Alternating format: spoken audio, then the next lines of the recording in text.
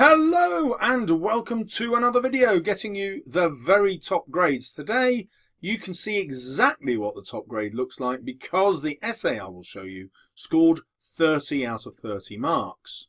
It comes to us from a viewer, Ipti Chowdhury, who I thank once again for being so generous. And AQA doesn't like me telling you what the question was just in case you have it in a mock. So we can only infer it from Ipti's answer. But that's really useful because you need your first paragraph to show that it's clearly answering the question. So even someone who's never seen the question would know what the question was.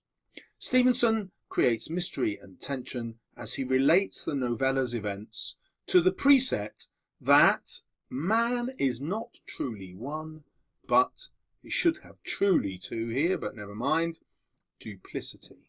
So we can see an interesting tactic going on here. I'm inferring from this that the question was about mystery and tension, but Ipti has got a top grade student's thought process in mind, and he's thought, well, do you know what? I know I'm going to write about the duality of man because that for me is the main theme in the novella, and therefore I'm going to write about duplicity. And I'm going to do that no matter what the question, unless the question forbids it, unless I can't.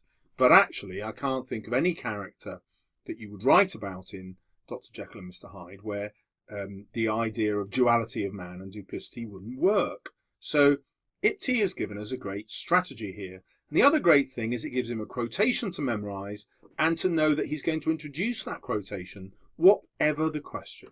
And obviously you will have noticed he's correctly calling it a novella instead of a novel, and this satisfies the terminology aspect of the exam criteria. Stevenson creates mystery by employing pathetic fallacy with the first fog as a way of obscuring repressed emotions. So immediately he must be writing about the extract first. He's seen the fog in it and thought, right, how can I write about the fog to link back to the idea of duality? And so he's got these repressed emotions which are hidden, which is a form of duplicity, isn't it? You're hiding your true feelings. However, foreshadowing the coming of truth, just as the fog would be quite broken up. Let's have a look at the next bit.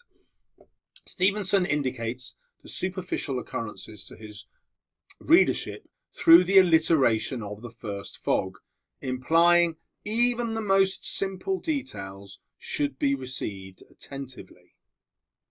Okay, so he's zooming in on the individual words because he knows that's an exam skill that gets him high marks. He's made a point which is okay.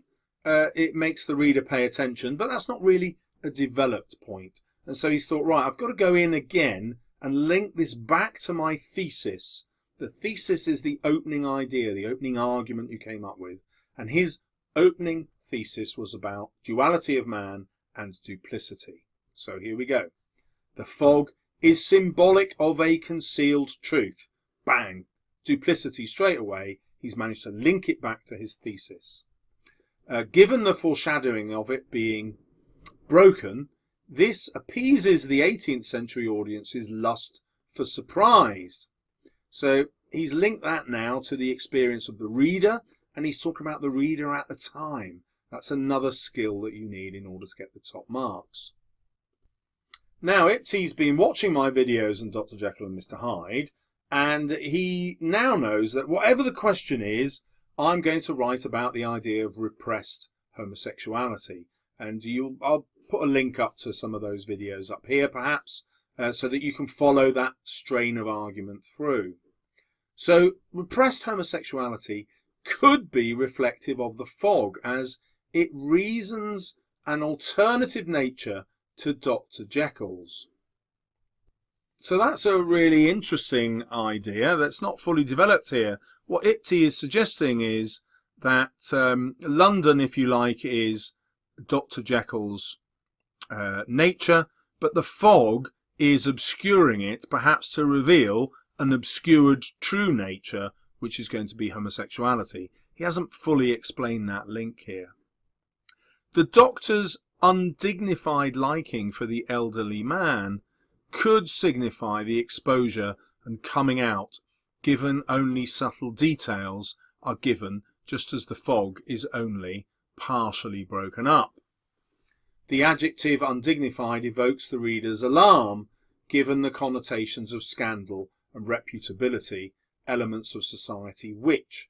Okay, so now he's starting to introduce the idea that homosexuality had to stay hidden in this society because it went against the idea of reputation, it would cause scandal, and he's linked that really cleverly to the pathetic fallacy of the fog, which is saying that the fog itself is an image of how things have to be repressed. And you can see that's got level 6 already, which is the top level.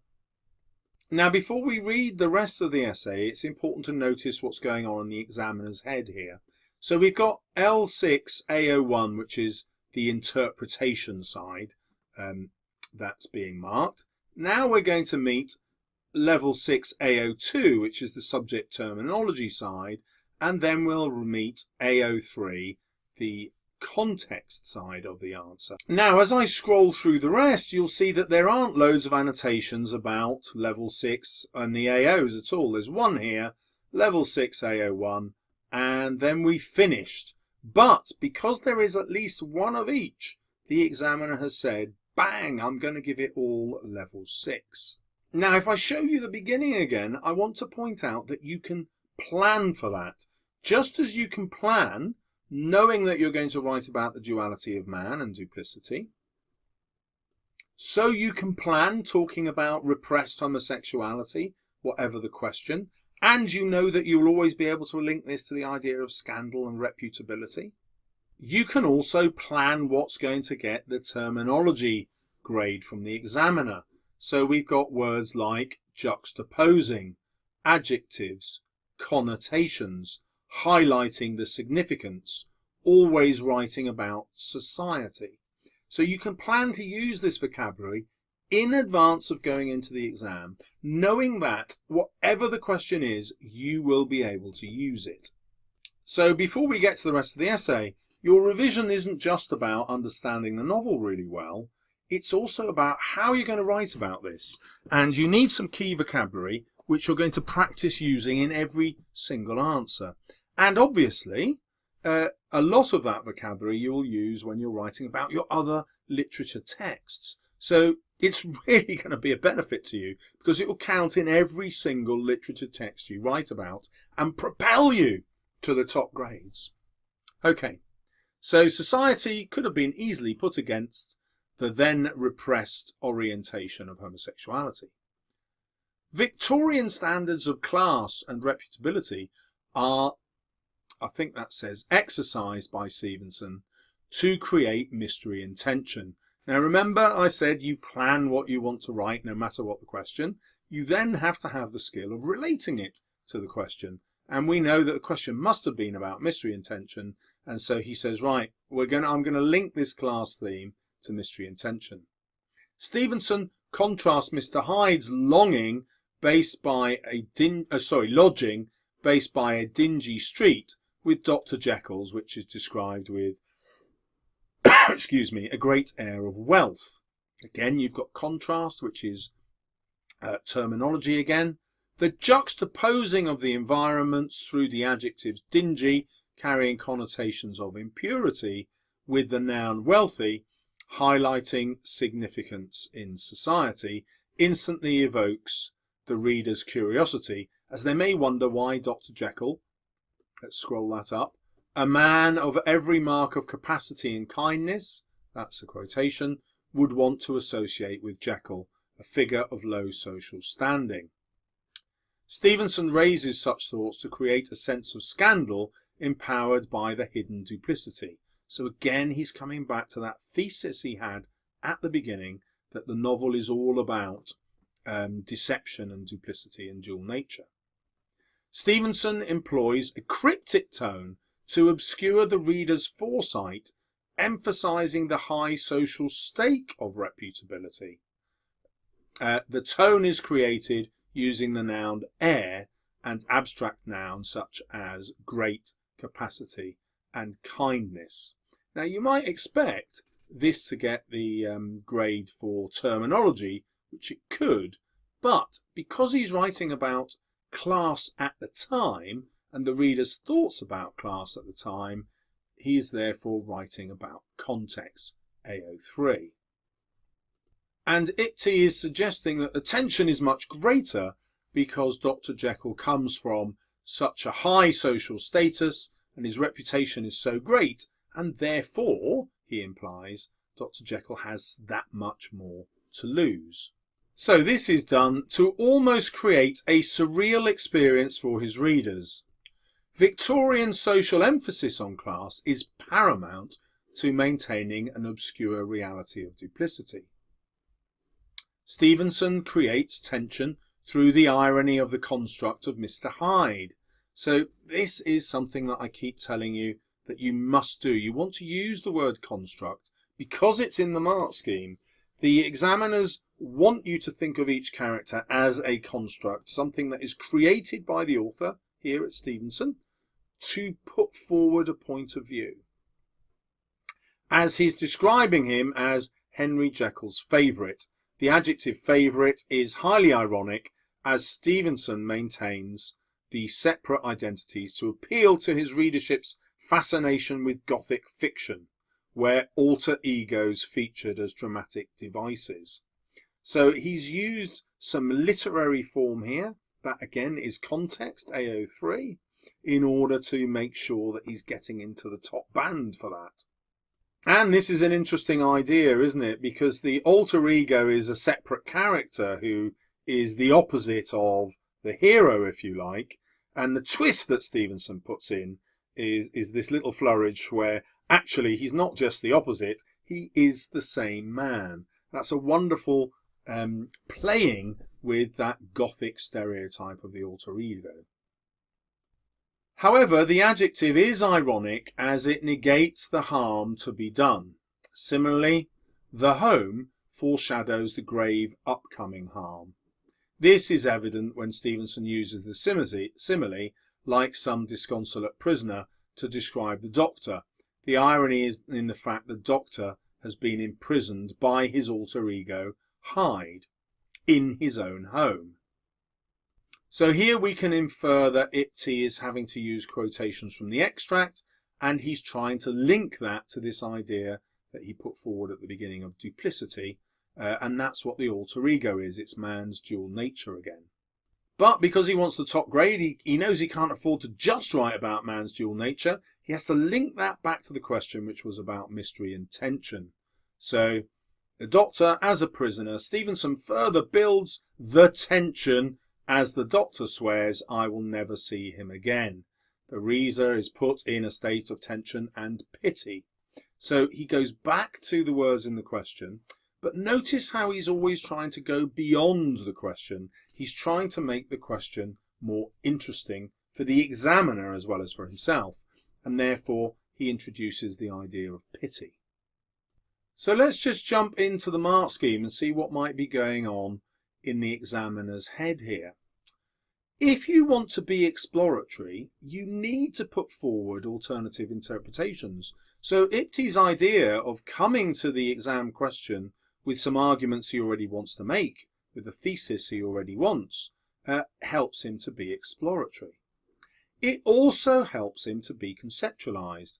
Conceptualized means to have an argument to be put forward. That is the thesis. That's the duality of man and the duplicity that he wants to write about, no matter what the question. Then we have judicious and precise references. Well, he makes sure he does that by coming back to the extract and making the quotations in the extract fit his thesis about the duality of man, and then make that fit the exam question, which here must have been about tension and mystery. He's already planned the terminology that he wants to use. You know, he wants to write about society, he wants to write about juxtaposition, he wants to write about the alter ego and the Gothic. You get the idea. He's already planned that terminology, and that terminology is linked exactly to what he's going to say about the writer's methods. And then finally, by writing about the Victorian reader and this idea of social class, he knows that he's including perspectives and contextual factors. He knows that he's automatically hitting everything in the top band here. And then all the examiner has to do is think, well, how convincing do I find it? Yeah, it's pretty convincing, but not totally. Oh, I'll give it 26 out of 30. Thank you very much. I'll take that. That's probably a grade 8. Or it's totally convincing, as this essay is, 30 out of 30. So the reader is forced to have pity evoked for Jekyll as they witness his worsening condition.